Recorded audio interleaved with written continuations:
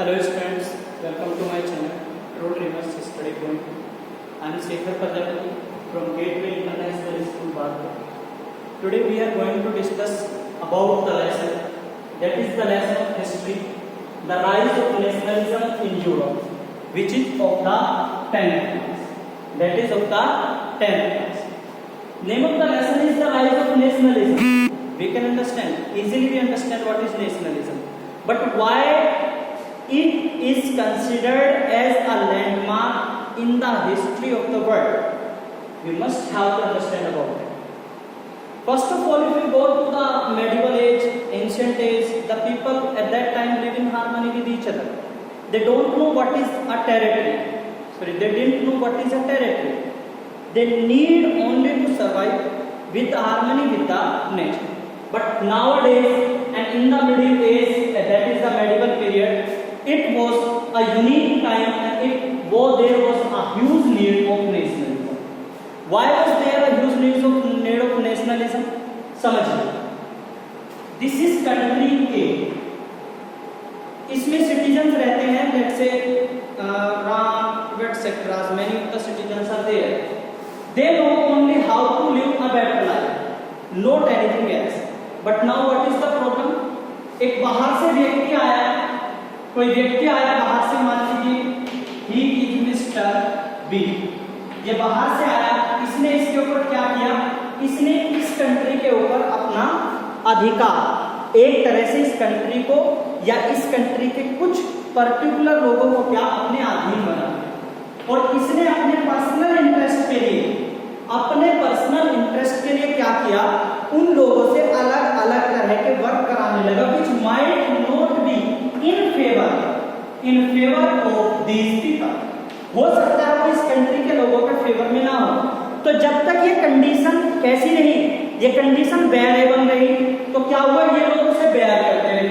उसके बाद लेकिन जब ये अनबेयरेबल हो गए, तो लोगों को क्या लगा? उन्हें लगा कि there is a need to what, to get the people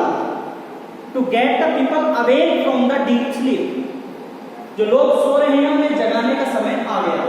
अब एक व्यक्ति के साथ बुरा हो रहा है, दूसरे व्यक्ति के साथ बुरा नहीं हो रहा है, तो इन लोगों को लगा कि अगर मेरे साथ मेरी टेरिटरी प्रभावित हो रही है, how the person who is not related to me but is the person of my country, मैं मुझे किस तरह से अपनी इस सोसाइटी में, अपने इस एक्ट में, अपने इस कार्य में उसे साथ लेकर आऊं.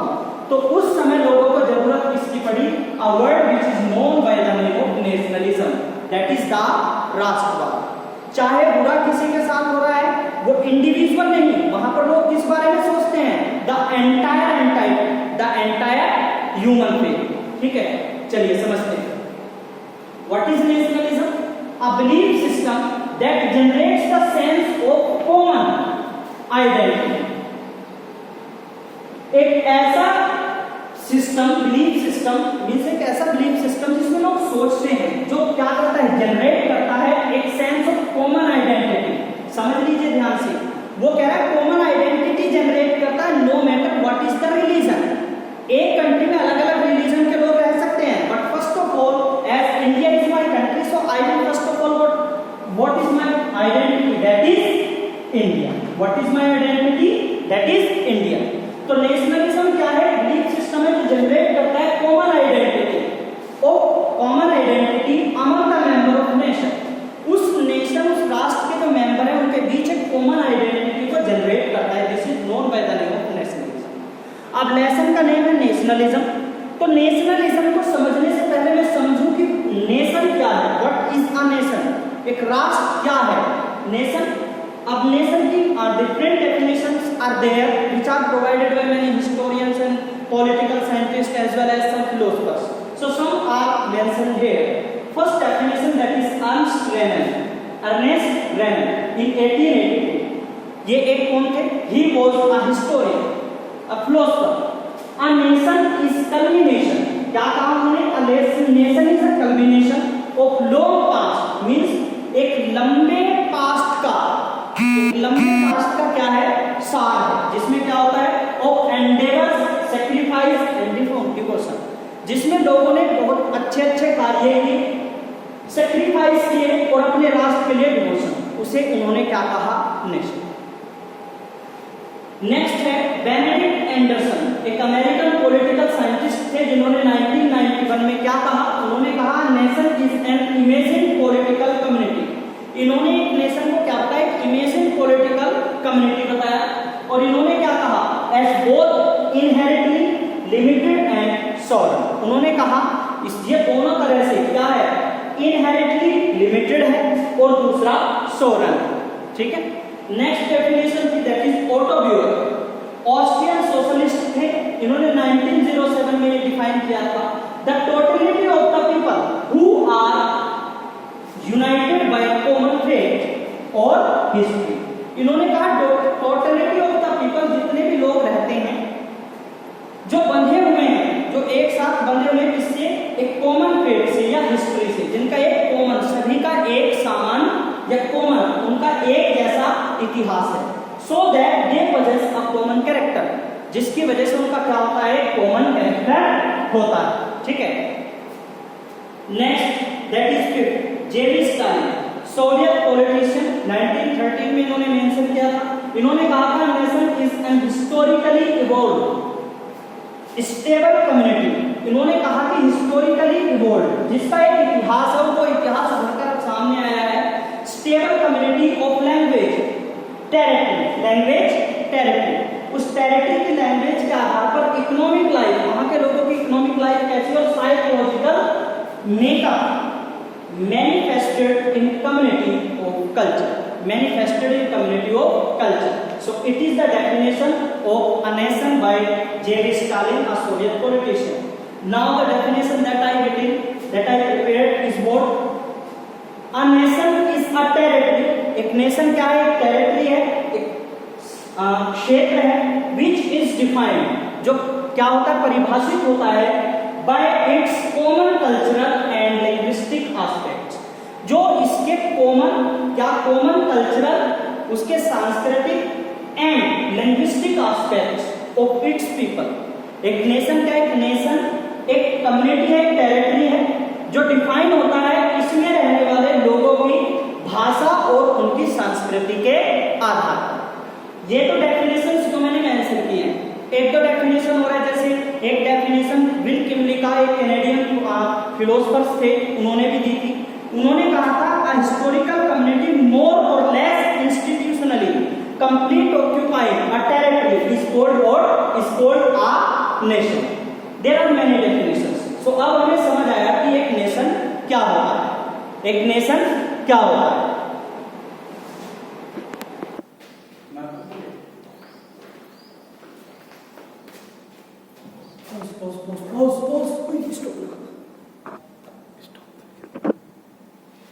चलिए, अभी तक हमने चर्चा की नेशन के बारे में, ठीक है। अब हम चर्चा करते हैं meaning of nationalism. What is actually the meaning of nationalism?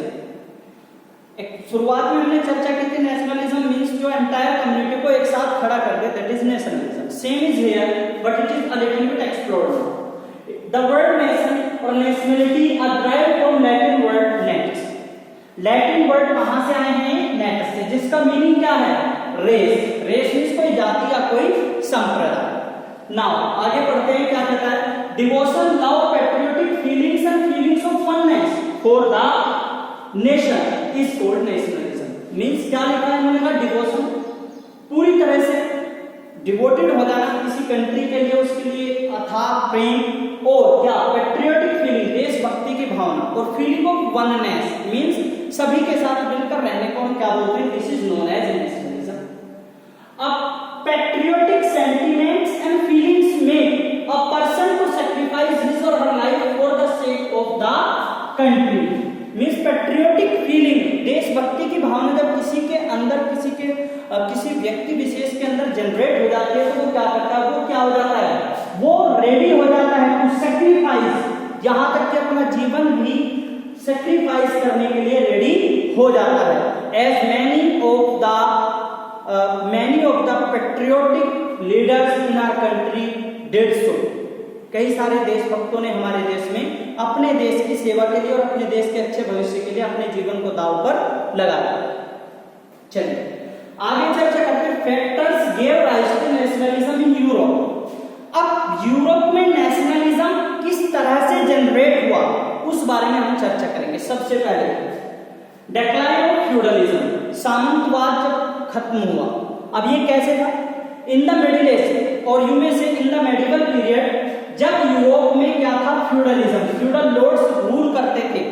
वहां पर एक पर्टिकुलर एरिया होता था, उसका एक फ्यूडल लॉर्ड, पर्टिकुलर बैरन जिसे हम बोलते थे, क्या? बैरन, दबन कह सकते हैं, सामंत कह सकते हैं। वो व्यक्ति उस पर्टिकुलर एरिया पर रूल करता था। अब क्या हुआ? जैसे जैसे समय बीतता गया ये बैरन्स की संख्या बढ़ती गई और इनके बीच में क्या? म्यूचुअल वॉरफेयर, आपस में झगड़ा होने लगा, तो इनकी संख्या कम हो गई। दूसरा, धीरे धीरे जो मिडिल एज के पीपल थे, जिनके साथ बहुत ज्यादा ये क्या करते थे, जिनको एक्सप्लॉइट करते थे ये बैरन्स, उनको, उन लोगों ने क्या अपना एक ग्रुप बनाया टुगेदर, वो एक साथ आए और इनके खिलाफ खड़े हो गए। और इन्होंने क्या किया? इन कॉमन पीपल ने क्या किया? इन्होंने राजा की हेल्प की इन फ्यूडल लॉर्ड से पीछा छुड़ाने के लिए। और इनसे पीछा छुड़ाने के लिए जब लोग एक साथ मिलकर आए, इसी को क्या कहा गया? इसी की वजह से नेशनलिज्म का राइज हुआ यूरोप में। तो पहला क्या है? Decline of feudalism. Next is weakness of papacy and Roman holy empire. अब ये पेपेसी क्या नई टर्म आपको मिली होगी? Papacy means pope of the church, church में जो पोप होते थे, और होली रोमन एम्पायर जो था। क्या हुआ in the middle age? Papacy empire, papacy and holy Roman empire क्या था? ये जेनिथ पर था। जेनिथ मींस चरम सीमा पर थी इनकी पावर। ये लोग जो कहते थे वो हो जाता था। जो रोमन एम्पायर था, पहले तो पोप्स के बारे में, पेपेसी पोप, इन्हें क्या कहते थे लोग? Religious leaders. और होली रोमन एम्पायर को लोग क्या बोलते थे? Political leaders. लोग इन्हें धार्मिक और राजनीतिक राजा मानते थे। लेकिन जैसे जैसे क्या हुआ? मिडिल एज में लोग एक साथ मिले, तो इन दोनों ने स्पेशली ध्यान रखना हमेशा, एक्सप्लॉयटेशन हमेशा मिडिल एज का या थर्ड एस्टेट का हुआ था। जैसे आपको मैंने लास्ट क्लास में, 9th क्लास में द फ्रेंच रिवॉल्यूशन में बताया। भाई जो आपका क्लास है उसमें तो कोई प्रॉब्लम नहीं होगी। तो एक्सप्लॉयटेशन हमेशा किसका होता है? या तो मिडिल एज या बिलो द मिडिल एज। तो उन लोगों का एक्सप्लॉयटेशन हुआ, ये लोग एक साथ आए और ये धीरे धीरे इनका जो फाइनेंशियल खत्म होने लगा। जब लोग एक साथ आए, इनके खिलाफ खड़े हो गए, तो नेशनलिज्म की फीलिंग यहां पे राइज हुई। इसके बाद वॉर्स क्या हुआ? कई कंट्रीज आपस में लड़ी। कंट्रीज के कुछ पर्टिकुलर सोल्जर्स लड़ते थे, कंट्री के कुछ पर्टिकुलर सोल्जर्स लड़ते थे, लेकिन पूरी कंट्री में, एंटायर कंट्री में लोगों में क्या होगा? नेशनलिज्म का एक भाव आ जाता है। वो कैसे आ जाता है? नाउअडेज आपके पास इसका सबसे जीता जागता एग्जाम्पल क्या है? Indo China war. हमारे जो इंडिया और चाइना के बीच में कॉन्फ्लिक्ट चल रहा है, और उसी नेशनलिज्म भाई कुछ पर्टिकुलर सोल्जर्स नहीं है अपनी लाइफ को वहां पर मार्टिर्स जो हमारे हुए हैं, शहीद हुए हैं, कुछ पर्टिकुलर सोल्जर्स, ठीक है। अब क्या हुआ? हम लोगों ने नेशनलिज्म, पूरी कंट्री एक साथ आ गई और हमने क्या किया? बायकॉट। क्या किया? Boycott of Chinese items, Chinese apps, many of the things are banned in India which are trademark from the China, जो चाइना से आई है। तो जब इंग्लैंड और फ्रांस के बीच में 100 इयर्स वॉर चला था, उसमें क्या हुआ? दोनों कंट्रीज के लोगों के बीच नेशनलिज्म की फीलिंग जनरेट हो गई। ऐसे ही इंडिया के बीच आज इंडिया ने भी किया है। फॉरेन रूल क्या बेटा? Next is foreign rule. ये एक और कारण था किसका? नेशनलिज्म का राइज होने का। कहां पर? यूरोप में। अब क्या हुआ? फॉरेन रूल कई सारी, एक कंट्री है, मैंने आपको पहले बताया जब लेक्चर शुरू किया था, एक कंट्री है जिसमें लोग अच्छे से रहते हैं शांतिपूर्ण तरीके से, लेकिन क्या हुआ? अचानक से कोई दूसरी कंट्री का या किसी दूसरी टेरिटरी का व्यक्ति उस कंट्री में आ गया। उस व्यक्ति ने वहां पर अपनी मन मर्जी से रूल करना शुरू कर दिया, क्योंकि वो पावरफुल है, अब क्या हुआ? जब ये इन लोगों के खिलाफ, when the person, when the ruler who is from another country, इसे तो he has no interest of social welfare and the betterment of the people living in the country, he has no interest regarding that. So what? The people were exploited. No institutional settlements was there.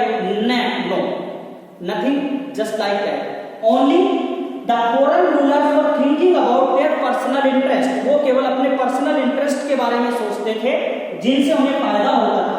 लोग exploit हुए, उनकी economy कमजोर हुई, लोगों के पास finance की तंगी आ गई, खाना पीना भरपूर मात्रा में नहीं रहा. तो क्या हुआ? At a particular point the situation was unbearable. तो ये लोग क्या हुए? एक साथ खड़े हुए और इन लोगों ने इनके खिलाफ क्या कर दी? जंग छेड़ दी. Which is also a reason of rise of nationalism in Europe. Next है geographical factors. Geographical factors क्या होता है? किसी पर्टिकुलर कंट्री की टेरिटरी और उसकी सीमा की अगर बात की जाए, उसके बॉर्डर की अगर बात की जाए, उसको लेकर हर कंट्री के अपने सेंटिमेंट्स होते हैं. जैसे इसका लेटेस्ट एग्जांपल क्या है? The conflict between India and China. Again क्या है? China is just trying to get inside the border which is the certified boundary of India. So what? The people of our country are just opposed that, as well as the people officials also. All the countries just what? Opposing that. It is also a reason of rise of nationalism in Europe. Next है detail number 6, reaction against injustice. When in the Middle Age feudal lords, many of the rulers from other countries, they were in power. Middle class was exploited at every stage of the life, every stage of the society. Middle class का exploitation होता था. तो जब injustice कई बार होता था तो लोग क्या करते थे? लोग उसके खिलाफ एक साथ खड़े हो जाते थे ये सोचकर that today it is happening with a particular person, it might be with me or my family and for anyone else. So they get together, they formed an alliance and they stood against a particular injustice which is being occurred with any person. And it is also one reason for nationalism which rose in Europe. Next is contribution of great writers. Many of the writers were there in Europe. J.B. Mills, Benedict, Rousseau, Montesquieu, Voltaire. These writers wrote many remarkable ideas of liberty, fraternity. They awakened the people from a deep sleep.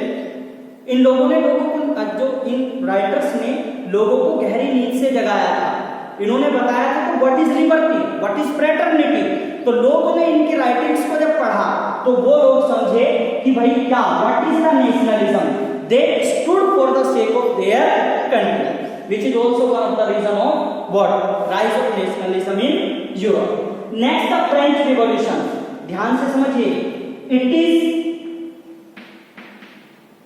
first ever reason in Europe and entire world. अगर मैं कहूं कि French revolution सबसे पहला कारण था जो पूरी वर्ल्ड में सबसे शुरुआत में जिसने नेशनलिज्म को क्या किया था? नेशनलिज्म राइज हुआ था, जिसकी वजह से फ्रेंच रिवॉल्यूशन के बाद ही entire Europe, not only in Europe as well as in the entire world, what the nationalism was rose.